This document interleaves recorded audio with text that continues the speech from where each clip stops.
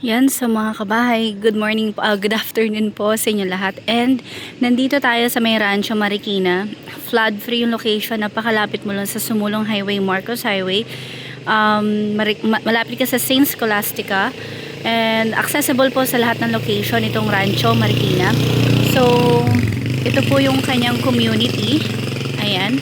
And ito po yung duplex. So, as of now, isa na lang yung available natin dito. So, this is 17.5 million pesos. So, pasukin lang natin. Ang maganda nito, malawak yung lot nito. At the same time, tingnan nyo naman po yung parking space natin. Sa lawak ng parking space nito, kasya pong 4 na sasakyan. Possible, dalawang pick-up, dalawang maliit na sedan or Wigo, mga ganun.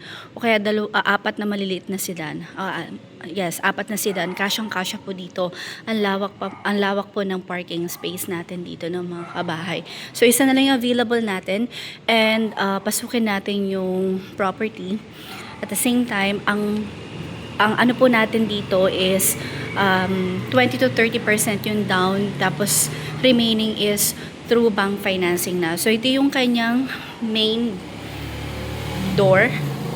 Tapos, pagpasok mo, ayan. So, umiikot po tayo ngayon. As of now, umiikot tayo sa buong area ng Marikina para mag-update for 2026 properties po. So, ang lawak na living area mo. You have your space for dining. Tapos, meron ka na rin ditong kitchen bar. Tapos, you have upper and lower cabinet. May ilaw na rin. Ganito kalawak yung iyong kitchen. Tapos, meron ka po ditong room. So, pwedeng single bed dito. Pwedeng guest room mo yan. Okay? Tapos, may cabinet na rin yung guest room natin. Tapos po, dito sa labas, you have your dirty kitchen. Ayan. Dirty kitchen natin. Yan. Tapos, your laundry space.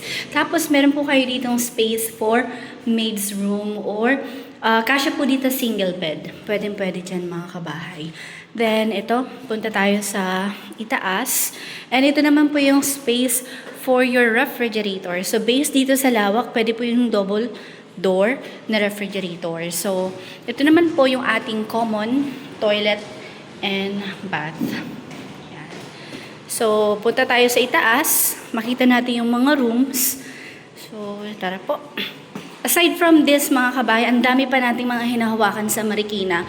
So, let me know kung gusto nyo pong makita yung mga gusto nyong properties, then pwede nating i-schedule. So, pagpasok mo, meron ka pa ditong space, open space for entertainment area, or kung anong gusto mong ilagay dito sa space na to. So, this is your master bedroom. May closet na dyan. May sariling toilet and bath. Ayan po. Tapos, ito yung balcony. Okay. Ganito kalawak yung master bedroom. Tapos, punta tayo sa mga rooms.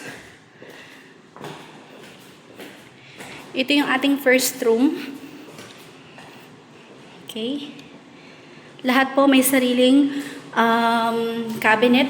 Tapos may toilet and bath. Ayan. Tapos punta po tayo dito sa isa pang room.